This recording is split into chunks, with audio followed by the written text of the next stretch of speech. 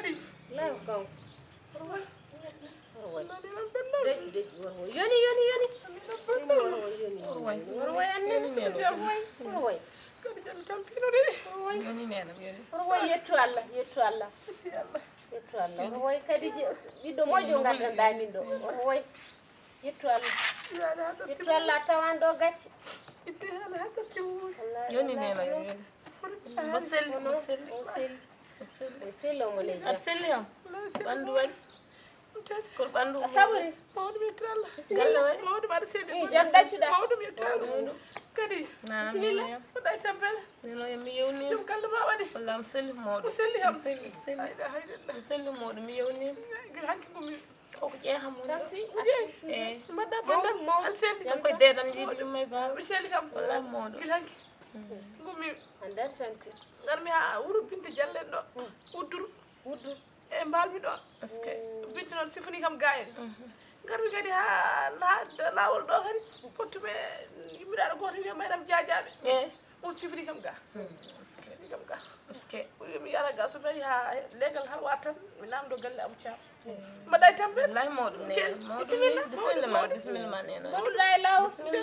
wona ko jam daccuɗa wallahi ko jam bon so haɓɓeni seeɗa jogoji tan mbimi hande mi andano jogolmi wadde kono yani hay kanko de omo mi ya sonan nan Orway an nen Orway ala Orway nen Orway kadi Orway ko cellal tan Orway jogi men Orway nenoyam Orway min kay wallahi mi fadinoma ɗo ko adi hande ni nenoyam Orway a famat tan en goɗɗo ndiri tan ko nenoyam hakkillam meeɗa serdema ñande fof mu yomo ya hakkillam meeɗa serdema Orway nenoy ummo jehen ɓuftoyɗa ko jaltuɗo arande ummo jehen ɓuftoyɗa haade mi ya ɓufto to harma ko ɗaniɗo ko ɗaniɗo e kadi nawsago yo ya ɓuftoyo ande hen arnenoyam ya ɓuftoyo ɓandu ma ɓuuɓo ngara yoni noon yoni nene kadi anna yoni kadi annede kadi so sellani kadi oru ɗum ɗin no feewi sellani kadi o jabata woyde bojji mi jar men jiiɗi Allah seedi Allah jogum arnenoyam mi jar men jiiɗi kay ka geji seydi geji mi jar men jiiɗi beni yurminiɗa ɗiɗo goto kora seeɗa ala ko barki woɗi allahu akbar haala heewi ɗo ko combade wonɗo e galle he Allah nandi ko combat wonɗo oɗo esifari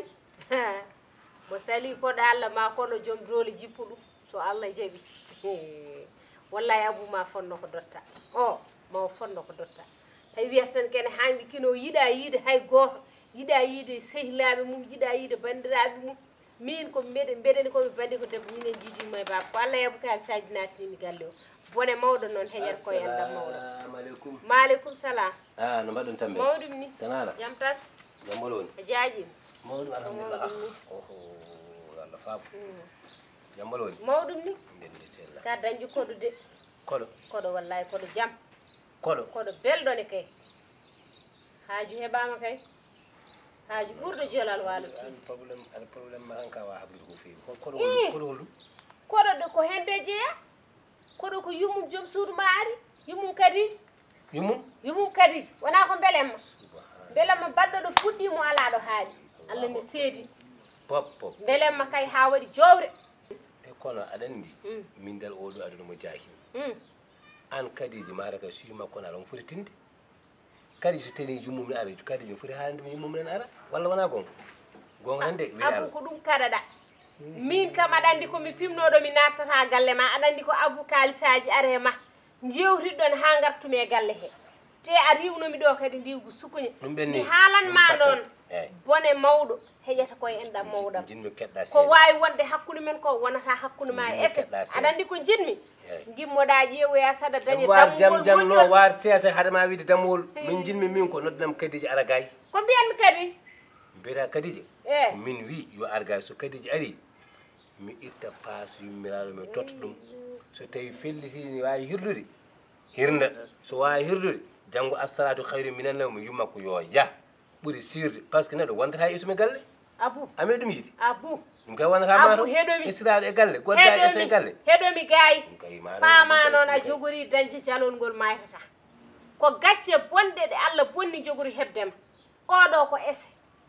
hay ndiwa yumma ɓuuri ndiwamo kanko ko ese yumma ara ɗo didda ɗum jaha hoota ɓuri kanko sabu ɗum sa riwimo yumma kay arata ko yumma waɗata ɗo kan ɗum yeeso no ardi ɗo hay kanko o meeɗa arde ɗo ko ɓii ko resa ɗo ko meeɗa ɗo arde min ko hande min mi yiide mo one kay wona debbo koyngel kadi ken sifane ha naati galle heɗo mi haalanma Abou artir hakkille ma e hoore ma Abou ganda aduna hay hunde wonani ganda kadi kala ko wima saɗi koko waynima ha laaɓi aduna ko meerede ko heddi koko feere saɗa wawi gartira hakkille ma o e hoore ma he ganda neɗɗo kala to woni foti ñagade Allah ko yimɓe gara e mum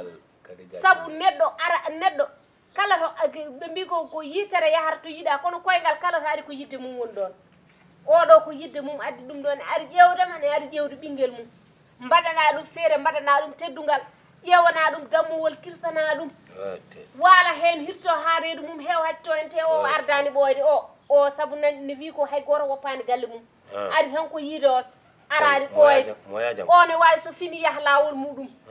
o ne wawi so fini te kadi sa so tawi omo hoota keblamo ha feewa jonna ha yooɗa kala ko joguiɗa pawa e jungo makko dokkama min kam somo yaha janggo ala ko heeɓi hakkude men ko woto heeɓ hakkude ma e makko wona o wimo yaha janggo woto heeɓ hakkude ma e makko Abou